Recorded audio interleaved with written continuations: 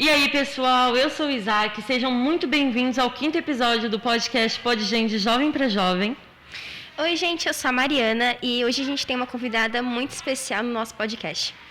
Nós somos um grupo de alunos que fazemos parte de um projeto muito importante chamado Empreendedorismo Social. Nosso objetivo com o podcast Pod Gen de Jovem para Jovem é levar os jovens e adolescentes a refletirem e se conscientizarem sobre qualquer assunto que seja muito importante na atualidade. Bom, e antes de começar, eu queria primeiro agradecer a doutora Cristiane por aceitar o nosso convite e estar junto aqui com a gente no podcast hoje. Eu que agradeço o convite, vai ser uma delícia falar com vocês. Boa tarde, doutora, tudo bem? Boa tarde, tudo bem. E vocês, tudo bem? Bem. Tudo. Bom, a primeira, é que você consegue contar um pouco sobre a sua história? Consigo. Na verdade, eu cresci em Minas Gerais, eu não sou daqui de São José. Eu morei em Uberlândia até o final da minha formação. Eu fiz faculdade na Universidade Federal de Uberlândia. Não quis ser médica desde pequenininha. Na verdade, eu queria ser bailarina, que eu fiz balé a minha vida inteira. Até hoje eu faço. E por um tempo eu queria ser jornalista, porque eu sempre adorei ler, adorava escrever, adorava fazer redação. E fui mudando de ideia. E ao longo da vida, lá pelo 2º, 3º colegial, eu comecei a pensar em fazer medicina. Passei no vestibular na Universidade Federal de Uberlândia, então foi bom que eu pude morar um pouquinho mais na casa dos meus pais. E aí depois eu fiz pediatria, endocrinopediatria na USP. Fiquei em São Paulo até 2010, quando nasceu minha primeira filha, e me mudei aqui para São José, porque meu marido é daqui, a família é daqui. A gente achava que era uma cidade ótima para morar. E aí eu tive mais uma filha, hoje eu tenho 2 meninas, uma de 11 e uma de 9, que estudam aqui na MOP. E eu adoro o que eu faço, adoro trabalhar com adolescente, adoro a minha área de atuação que lida muito com saúde, com estilo de vida, com bem-estar, com desenvolvimento saudável. Então é isso. E a senhora fez universidade? Fiz. E durou quanto tempo? A faculdade de medicina são 6 anos de área básica. Depois 2 anos de pediatria e 2 anos de endocrinopediatria. Então, a minha formação básica demorou 10 anos. Nossa. Eu fiquei mais um tempinho para fazer pós-graduação, começar estudos de mestrado, esse tipo de coisa. Para ser médica tem que estudar bastante. Demora, Doutora, uma pergunta que provavelmente a senhora já respondeu muito, né? Qual que é a importância da endocrinologia em geral? Isaac, a endocrinologia, ela estuda toda a parte hormonal do organismo, tá? Desde recém-nascido até idoso. Então, é uma especialidade muito complexa, porque existem milhares de hormônios que atuam o tempo inteiro, influenciando para o nosso metabolismo funcionar bem. Então, a endocrinologia, ela é uma especialidade que lida com praticamente todas as partes do corpo, né? E uma influencia muito na outra. Então, é fundamental, assim, é uma das grandes áreas da medicina e, mais recentemente, está se tornando uma das grandes áreas da pediatria e da ebiatria também, que é o estudo da adolescência. Então, na minha área, que é endocrinopediatria, que é uma subespecialidade da pediatria, se trabalha com doenças, por exemplo, que envolvem a glândula tireoide, diabetes, problemas de puberdade precoce ou puberdade atrasada, problemas de peso, né? Às vezes, alterações que acontecem com o corpo de pessoas que têm, por exemplo, anorexia ou obesidade, problemas de colesterol, de crescimento, algumas alterações genitais que têm a ver com transtornos hormonais. Então, é uma área muito extensa da medicina e da pediatria. Sim, então a pediatria lida mais com o processo de crescimento. Na endocrinopediatria? Isso. É um dos grandes estudos da endocrinopediatria, sim, lida com problemas de crescimento. Ah, sim. E quando a gente deve procurar uma endocrinologista? Na verdade, Mari, a gente deve procurar um endocrinologista quando tem alguma suspeita, né, de um problema hormonal. Alguns desses que eu falei podem ser exemplo disso, né? Então, por exemplo, alguma alteração de glicose, de colesterol, excesso de peso, se acha que está crescendo pouco, se acha que está crescendo demais, se tem dúvidas relacionadas, por exemplo, ao desenvolvimento de puberdade. Na maioria das vezes, as crianças e os adolescentes que chegam no meu consultório, eles foram encaminhados de algum médico mais generalista, por exemplo, um clínico geral ou um pediatra geral, que identificou alguma alteração de exame ou alguma alteração naquele paciente que falou, isso aqui deve ter algum problema hormonal. E aí manda para mim. E eu recebo também muitas crianças e muitos adolescentes nessas fases de transição, que às vezes a mãe tem dúvida, será que a puberdade está normal? Será que está na hora certa de acontecer? Muitas vezes a menina acabou de ficar menstruada, como que vai ser isso? Será que meu filho está crescendo bem porque ele é o menorzinho da sala? Tem às vezes problema de colesterol porque está com excesso de peso, ou porque a família do pai tem colesterol muito alto e quer saber se aquela criança tem também. Então, sempre tem um sinal de alerta. A senhora disse sobre puberdade precoce, e se eu não me engano é quando, no caso da garota, por exemplo, ela menstrua antes, é isso? A puberdade precoce, Mari, a puberdade, o que é a puberdade, né? A puberdade é a fase de transição aí da infância para a fase adulta. Então, a puberdade ela envolve tanto mudanças físicas, mudanças no corpo, quanto mudanças psicológicas, para que aconteça toda essa adaptação, né? Toda essa transformação. A puberdade normal, a menina pode começar a ter os primeiros sinais da puberdade entre os 8 e 13 anos de idade. Então, assim, mesmo entre meninas normais, uma puberdade normal pode ser muito diferente da outra idade com que começa. E no menino, as primeiras alterações, né, de desenvolvimento de puberdade podem começar a partir dos 9 anos até os 14 anos de idade. Então, a gente considera puberdade precoce a que começa na menina antes dos 8 e no menino antes dos 9 anos. E a puberdade atrasada, aqui na menina começa depois dos 13 e no menino depois dos 14 anos de idade. E isso pode levar a algum problema de saúde? Pode. Tanto pode levar a problemas de saúde, como a puberdade precoce pode ser sinal de um problema de saúde que está acontecendo. Então, alguma alteração de alguma glândula que está produzindo hormônio demais e que está levando aquela antecipação do desenvolvimento da puberdade. Então, algumas vezes a gente investiga e não acha problema nenhum, né? Aquilo aconteceu, que é o que a gente chama de idiopático. Idiopático, na verdade, é uma palavra bonita para falar de alguma coisa que a gente não sabe a causa, né? Então, principalmente na menina, a maioria dos casos de puberdade precoce são idiopáticas, elas acontecem sem ter nenhuma doença por trás. No menino, não. O menino, a gente já precisa ficar mais alerta, porque as puberdades precoces podem ter com mais frequência alguma doença causando aquela puberdade. E o principal problema aí de desenvolver uma puberdade precoce, em termos físicos, é que, em geral, a criança cresce muito rápido e para de crescer cedo. E aí ela pode ficar pequenininha. Então, sabe aquela criança que parece que é sempre a mais alta, que desenvolve rápido, de repente ela faz o desenvolvimento da puberdade e pode parar de crescer cedo e ficar bem pequenininha. E também tem todo o contexto de desenvolvimento de um corpo antes da hora, né? Então, ela se sente muito diferente dos amigos, muitas vezes fica envergonhada, né? Porque já tem, por exemplo, um desenvolvimento de mama, o menino já pode ter pelo, desenvolvimento genital e os outros amigos não. Então, isso pode ir levando a problemas psicossociais mesmo, a criança vai ficando mais tímida, pode se sentir rejeitada, né? É uma criança que fica mais exposta. Então, a puberdade precoce, ela pode ser causada por problemas de saúde e ela também pode levar a problemas. Sim.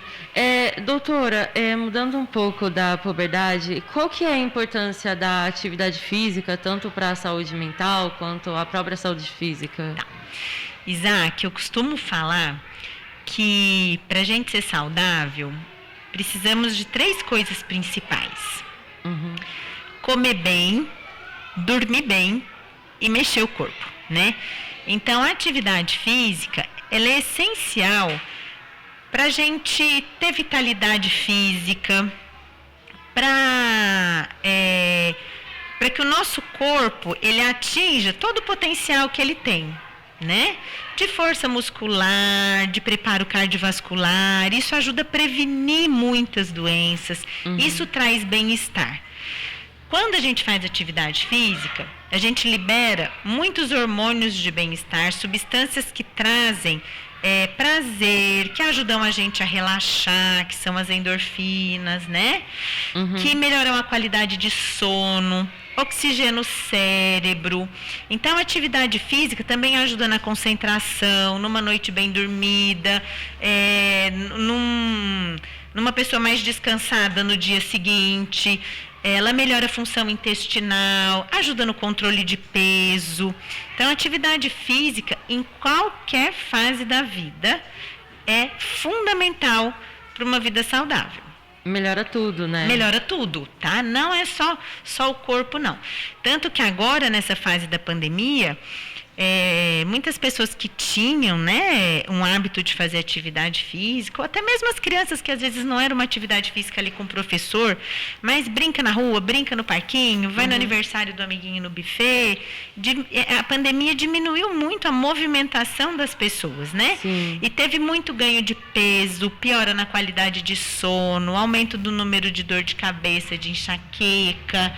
Então, é fundamental para o bem-estar. Muita gente também que mora em apartamento, que tinha o costume de correr, de fazer exercício físico, acabou parando, né, por conta da quarentena. Exatamente.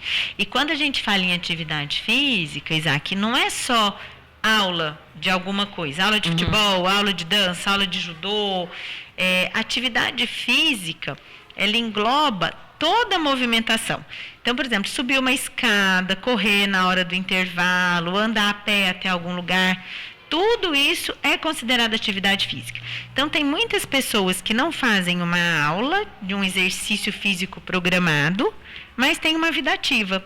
Então, é importante a gente estar atento para isso, porque em alguns momentos a gente está com a vida muito corrida, não está tendo tempo de fazer 1 hora de aula de judô, por exemplo. Mas ele pode subir escada, ele pode dar uma caminhadinha ali de 20 minutos em volta do quarteirão, né? Pode incluir pequenos momentos de atividade no dia a dia. Coisas pequenas podem englobar tudo, né? E fazem uma grande diferença. Entendi. A senhora estava falando sobre alimentação saudável, no caso, né? No nosso dia a dia, como é que a gente consegue manter, no caso, uma alimentação assim? Eu costumo falar que antes, às vezes, até da gente falar do que comer, eu acho tão importante começar a resgatar um pouquinho como comer, porque atualmente não são só os jovens e as crianças, não.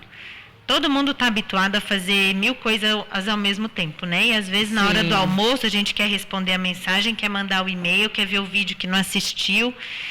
E se perdeu muito esse hábito de comer com atenção.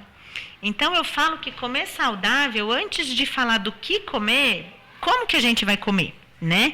E quando a gente come com atenção, a gente libera um monte de substância, neurotransmissor, hormônios, que ajudam o nosso cérebro a regular a saciedade. Então, quando se presta atenção no que come, o nosso cérebro entende que a gente comeu e muitas vezes ajuda a gente a não ficar querendo comer a toda hora, né? A gente come com mais consciência. Muitas vezes a gente consegue comer um volume mais adequado simplesmente por prestar atenção naquilo que a gente come e comer devagar. E alimentação saudável é um jargão que tem rodado muito em conversas de nutrição, que é o desembalar menos e descascar mais. E hoje é muito fácil a gente comprar uma comida pronta, um lanche pronto, tá lá no pacotinho, é prático, é gostoso, em geral tem sabor muito acentuado, assim, né? A gente costuma gostar e paramos de fazer muita coisa em casa. Então, assim, o quanto mais caseira, natural for a comida, e comida normal, não é nada, não precisa ser nada muito específico, né? O arroz, feijão, aumentar a quantidade de vegetal, evitar muito coisinha de pacote, muito doce, muita fritura, tentar fazer uns lanchinhos mais naturais, experimentar coisas novas, né? Hoje eu vejo que assim as crianças, os adolescentes têm uma resistência muito grande em experimentar coisas diferentes. Muitas vezes não sabe o nome mostra um pepino assim para ele não sabe o que é aquilo, né? Então procurar experimentar essas coisas e se programar um pouquinho. Então às vezes fala assim, mas eu quero levar um lanche legal. De última hora, às 6:50 da manhã, estou montando lá meu lanchinho, vai o que está pronto, não é? Sim. Então, a gente precisa se programar para comer bem. Exige um certo esforço, não precisa passar o dia todo na cozinha, mas, por exemplo, vou dar um exemplo aqui de que às vezes eu falo para os meus pacientes ou para as minhas filhas. Teve uma carninha moída no almoço. Pode servir de recheio de um pãozinho que vai no lanche no dia seguinte. Eu gosto elas adoram ovo de codorna, que é super bacana, é proteico. Cozinha o ovinho no dia anterior, tira a casca, põe no potinho e traz para a escola. Se eu for trazer uma salada de fruta, eu preciso deixar pré-preparada. Então, assim, uma coisa bacana, às vezes, é levantar coisas que vocês gostam de comer e fazer uma programaçãozinha ao longo da semana. E existem lanches práticos e legais.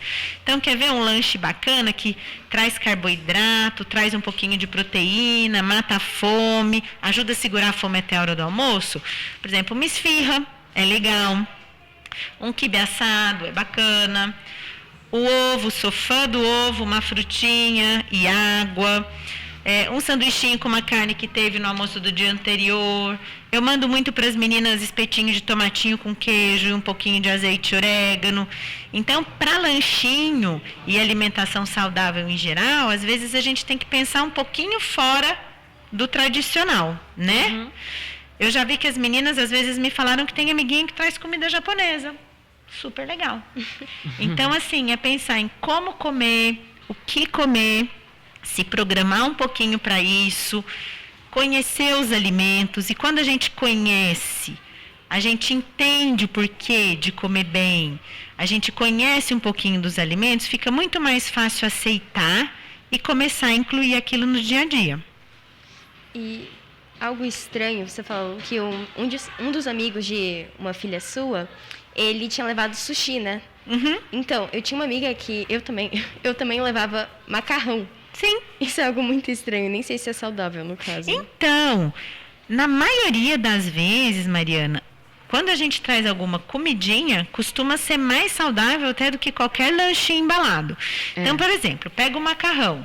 Macarrão é um carboidrato. Se ele está associado com um molhinho legal, é um lanche bacana. É lógico, não vai trazer um pratão de macarrão. Não. Uma porção pequenininha, com um bom molho, ótimo. Fez um lanche legal. Sopinha nesse frio, num pote bem fechadinho, pode ser uma ideia bacana. A gente está falando dos benefícios da alimentação saudável e tal, mas assim, qual que são os malefícios, né? Quais problemas a alimentação desregulada ou a alimentação não saudável pode causar, tanto para o jovem ou para o adolescente? Tá. Isaac, quando a gente fala em uma alimentação desregulada, sempre vem na cabeça excesso de peso, né? Mas não é só isso, tá bom? Então, assim, tem muita gente que fala assim, mas ele é magrinho, então ele pode comer. Não, Sim. Todo mundo tem que comer bem, tá bom? Uma alimentação irregular ela pode trazer alterações mesmo de metabolismo, pode trazer, por exemplo, problemas de colesterol, problemas de excesso de peso, de função intestinal. Em geral, quem não come bem não tem um intestino que funciona bem. Pode trazer, por exemplo, doenças inflamatórias, aumentar a chance de ter doenças alérgicas, problemas de glicose.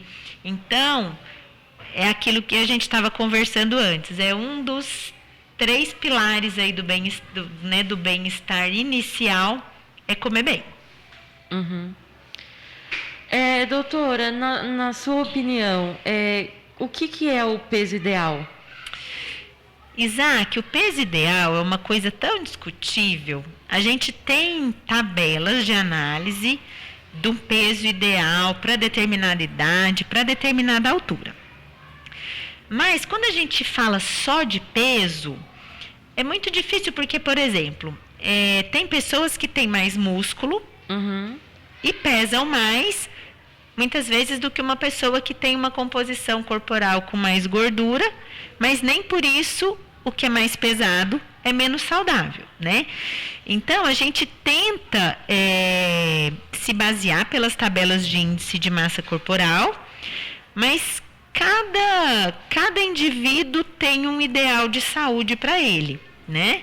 Então, é bom que o peso esteja ali, né? O índice de massa corporal esteja dentro do normal, para a idade, para o sexo. Tanto pensando em excesso, quanto pensando em falta, porque um peso muito baixo também pode trazer problema. E aí tem que ser um peso que a pessoa esteja saudável e esteja feliz também com ele, né? Tem muita gente que tem índice de massa corporal normal, que é saudável, que não tem nenhum problema nos exames de laboratório, mas não se sente bem com aquele peso. Sim, a gente vê muito isso acontecendo mesmo. Exatamente. Às vezes as redes sociais exigem da gente um padrão, um biotipo específico, um padrão de peso que é inatingível muitas vezes, né? Muitas das vezes pode causar até uma pressão, né? De, nossa, eu tenho que chegar nesse nível. Com certeza, eu tenho que ser igual, né? Sim. E não é. Cada um tem que buscar o seu saudável e a sua felicidade em relação ao seu corpo. Doutora, a senhora pode falar pra gente por que na nossa idade, tanto crianças quanto adolescentes, faz tão mal comer doce, já que é algo tão bom? Entendi. Isaac, não só criança e adolescente, até adulto. Doce realmente é muito bom, é muito gostoso. Mas assim, um dos grandes problemas do doce é que a maioria dos doces, eles são muito calóricos e eles têm um valor nutricional ruim, né? Não tem muita coisa benéfica ali naquele alimento, ele é só calórico. E o doce, o carboidrato de absorção muito rápida, ele é viciante mesmo, ele é quimicamente viciante, né? Então ele libera substâncias ali igual exercício físico, né? Ele libera também substâncias que dão prazer e que a gente fica cada vez mais querendo aquilo lá, tá? Sim. Então, doce é uma coisa gostosa, faz parte da vida, né? Mas a gente tem que comer com moderação. Não sei por que Deus fez assim, Isaac, tinha que ser, não é? A gente podia salivar, falar, eu quero uma alface, mas... Mas isso significa que a gente, tem que evitar, absurdamente comer doce? Ou a gente pode, hoje eu almocei, mas ainda quero uma sobremesa. Daí eu vou lá e pego um biscoito. Mari, se o seu padrão de alimentação ao longo do dia for uma alimentação saudável... Pode. Então, eu comi super bem, comi uma saladona, comi uma quantidade legal de proteína, quero comer um pouquinho de doce depois do almoço, tudo bem, não tem problema.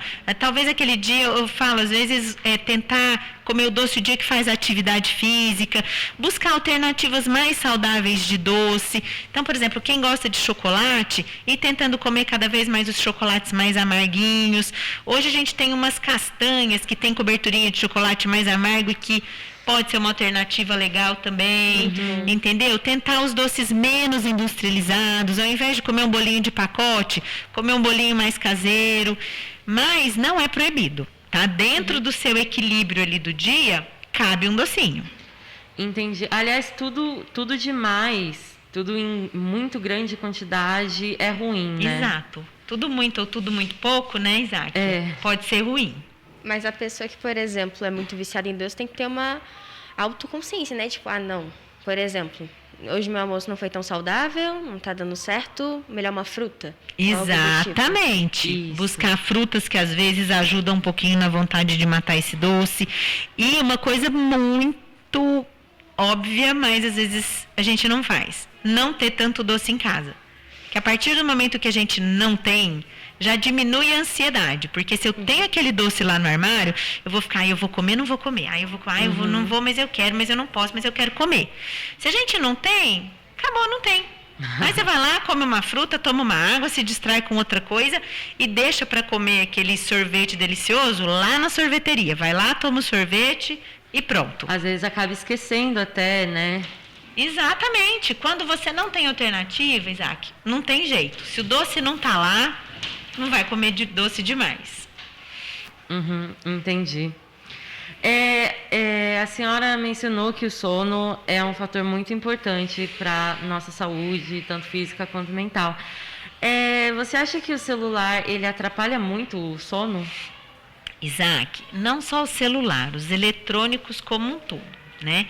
Só que hoje os eletrônicos, eles fazem parte da vida de todo mundo. Sim. Vocês não lembram da vida sem eletrônico, né? É verdade. Eu ainda me lembro. Quando começou a internet, quando começou o smartphone.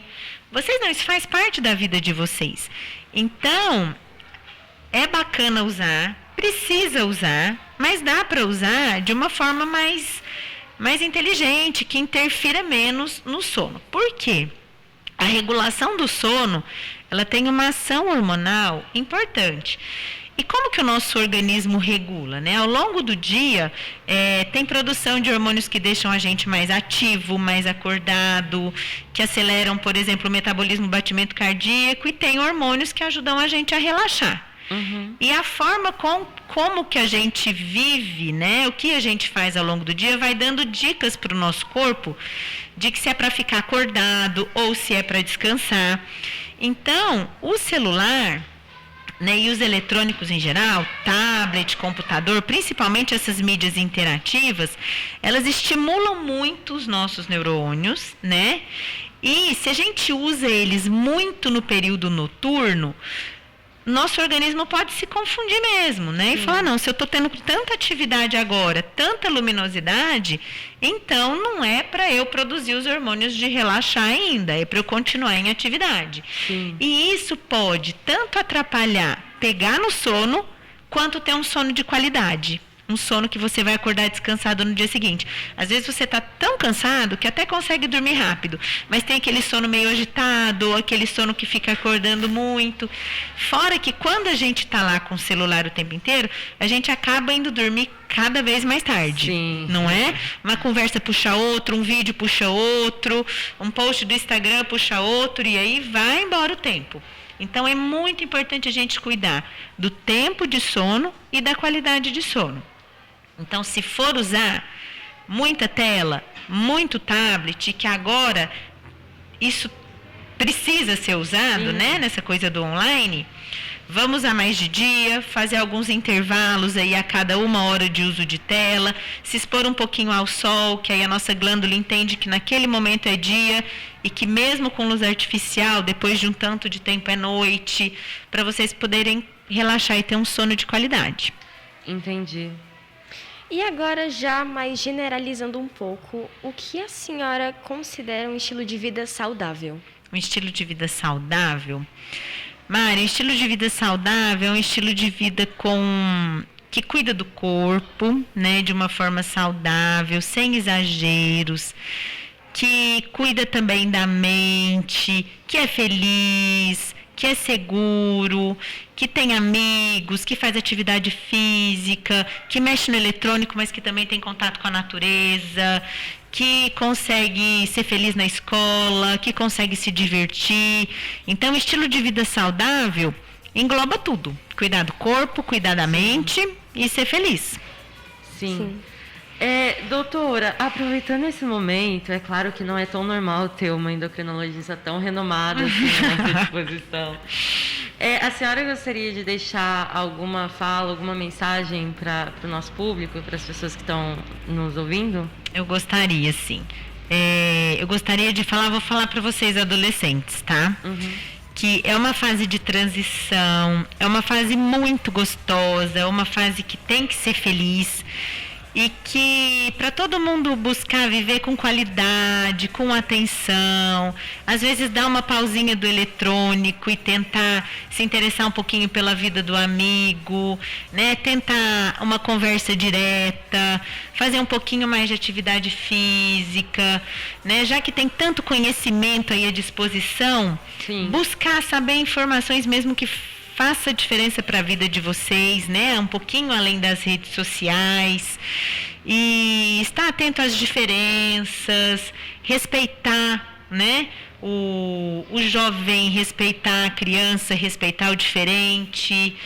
E aproveitar a vida com toda a intensidade aí que faz parte desse momento da vida do adolescente. Entendi. É importante ter essa vida social, né? Não só no celular, mas também pessoalmente. Muito importante. O Covid veio mostrar isso. Por mais que vocês estejam muito em rede social, todo mundo sentiu falta do amigo ali do lado, não sentiu? Sim. Então, eu acho que o Covid veio mostrar pra gente que as pessoas, o contato físico direto com as pessoas é fundamental pra gente ser feliz, né? Nossa, a gente passou muito rápido esse podcast, pelo menos na minha opinião. E infelizmente a gente já está acabando o nosso 5º episódio do PodGen. E a gente realmente espera que vocês tenham gostado.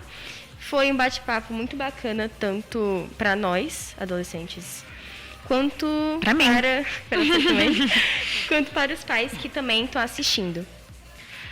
Muito obrigada, doutora Cristiane, por ter aceitado o nosso convite do nosso podcast e vir se juntar com a gente. Eu que agradeço, gente. Foi uma delícia, viu? Bom, gente, spoilers à parte, semana que vem a gente vai ter um convidado muito especial, que é um ex-aluno da Escola MOP, o Miguel Chagas, e ele vai contar pra gente mais sobre esse universo gamer.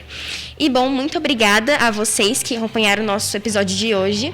Deixem um like e qualquer pergunta ou sugestão, vocês podem colocar nos comentários do Insta da MOP ou também nos comentários desse próprio podcast. Bom, tchau. Tchau, gente.